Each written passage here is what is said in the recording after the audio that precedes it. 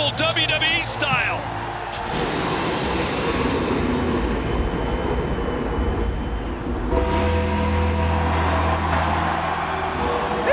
It's him! There he is! I can't believe my eyes! Whittaker and Cameron's first fight foreshadowed the TKO takeover of boxing early. I bought into it expecting dance mat combos spiraling into tidy finishes, and what I got was a tombstone through the ropes. It was show fitting of Hell in a Cell on Monday Night Raw.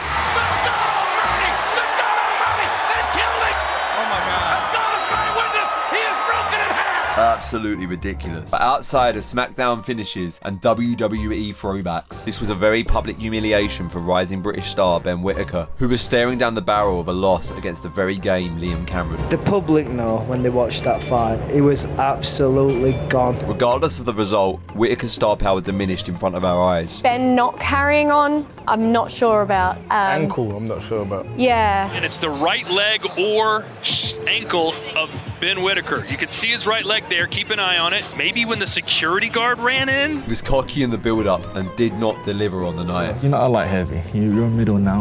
When I looked at you, 100%. Do you think? You got a little beer body, man.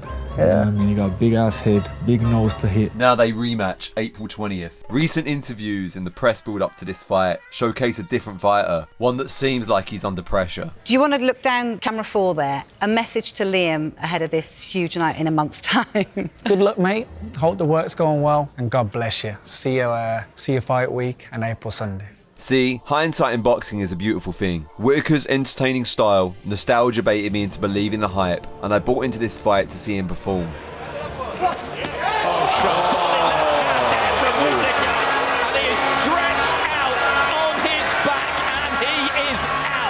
I have vivid memories of watching Prince Nazim as a kid. Ben Whittaker's style really threw me back to this era of British boxing. I think all of the tricky maneuvers that Ben was showcasing for his early fights distracted me from the fact of how he might perform against higher level competition. Watching this toned down version of himself fighting on this cold night in the desert, the fantasy that he might be able to perform at that level on the world stage now feels miles apart from the reality. Now, I'm not sure if the hype has faded completely because Ben Whittaker definitely has the talent, but it certainly feels like a different fighter will be on show this time out based on his last performance. Maybe we'll get an even more reserved version of Ben Whittaker. Who knows? See, fight fans, me included, can be really fickle. You've only got to look at Daniel Dubois' up and down turbulent career to see how a string of successive knockouts can change fan perspectives around a fighter. The truth is that technical decision draw will always be seen as a loss on Ben Whittaker's record. This result was seen as a very public defeat in the eyes of the fan base. You've got a lot of stake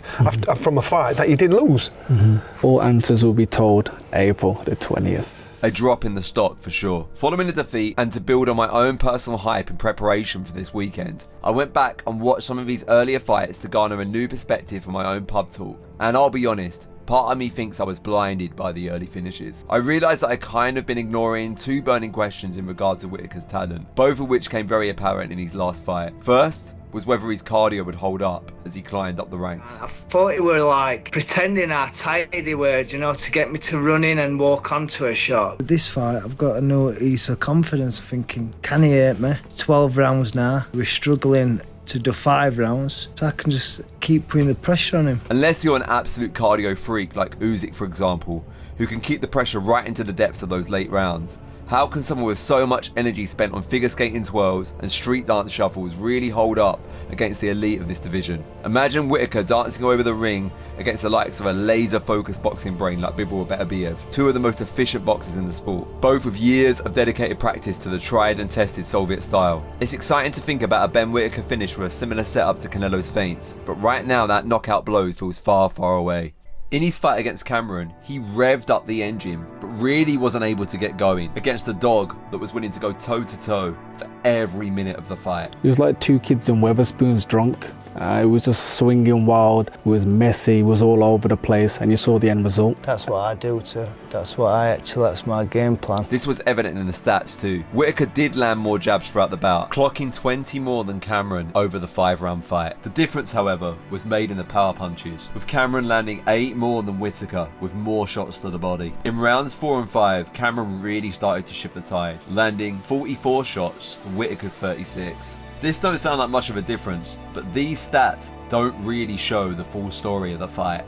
Cameron really had the power advantage, and these shots in accumulation really started to diminish Ben Whittaker. To be honest, he looked faded. I've noticed how his flamboyant style has started to diminish in his last couple of fights, just as the competition has started to step up. In his bout against Cameron, he quite simply appeared to lack the power to keep Cameron guessing in those exchanges. Does he hit hard? I never thought, oh, that hurt me or anything like that. I don't really want to talk confidence because it's not good, but when I were in there, it weren't hard at all. This was also the case in his match against Ezra Aranyika.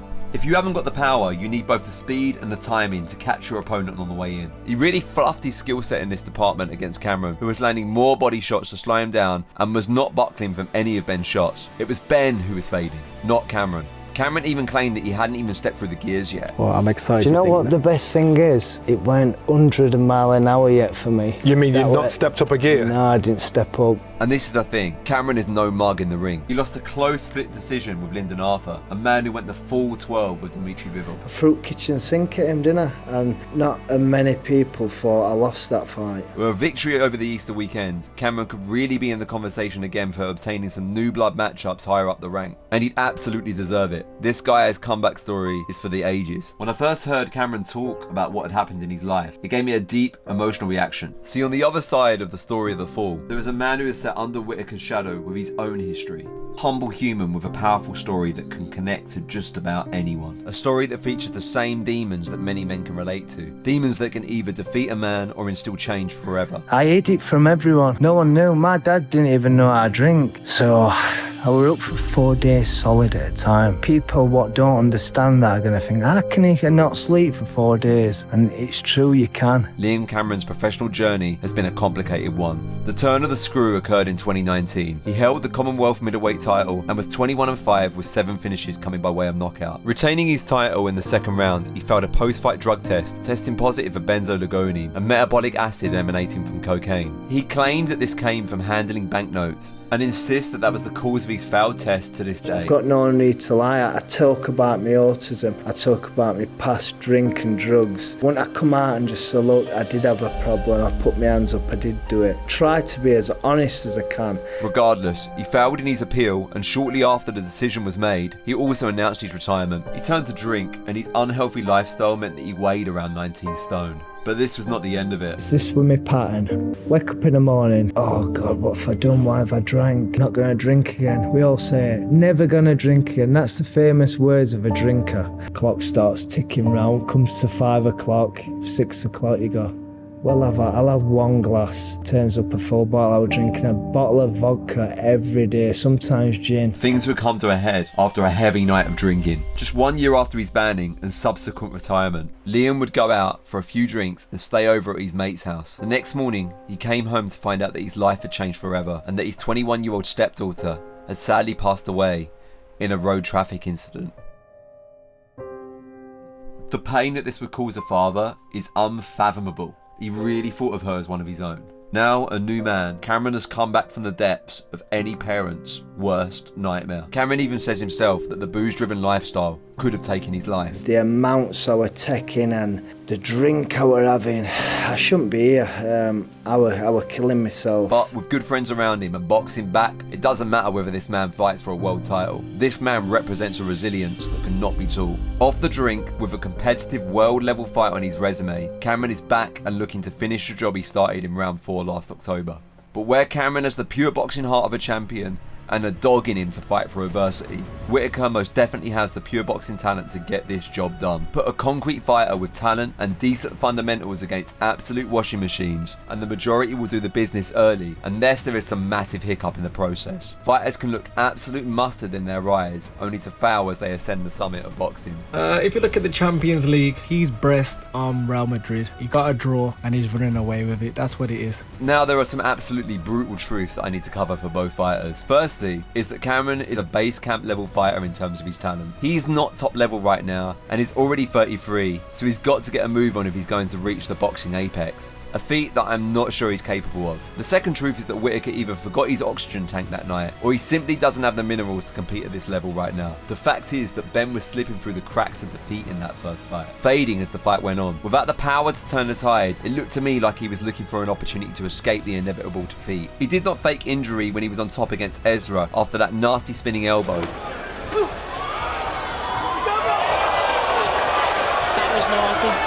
But might have done this time, as many thought he was looking for a way out. There's just hope that such fight adversity marks an opportunity for self-improvement in the process. And it wouldn't be the first time for Ben. But I believe it was a blessing in disguise, more of a fuel into the fire really. No boxer wants these little blips in the career, but it's better to happen now than later down the line, and I've ironed a few creases out and I'm ready to shine. In 2020, Ben won silver at the Olympics, losing out on gold at the last hurdle. He saw it more as a loss. He didn't wear his medal on the podium and he felt the pain of gold lost rather than silver won. With 66 amateur fights booked before turning pro, he developed a fresh new style to deliver hype on social media, which got him on good cards at the beginning of his professional career. On a surface level, he excited the fan base and gave something for younger fans to latch onto. Looking at both guys, their records on paper paint an interesting picture. Cameron lost in the 10th fight of his career, and Ben's 9th fight was the one against Cameron. This shows different levels of experience that both guys have. Whittaker has called that night a bad night in the office for him, and the truth is that I think it was probably more than just that. In the build up to that first fight, he was flashing his words, flashing his attire, and he appeared to lack respect throughout. Has he now put the work in to grow beyond the level he showed last time out? Can he mature through this very public defeat and rectify his mistakes in the gym?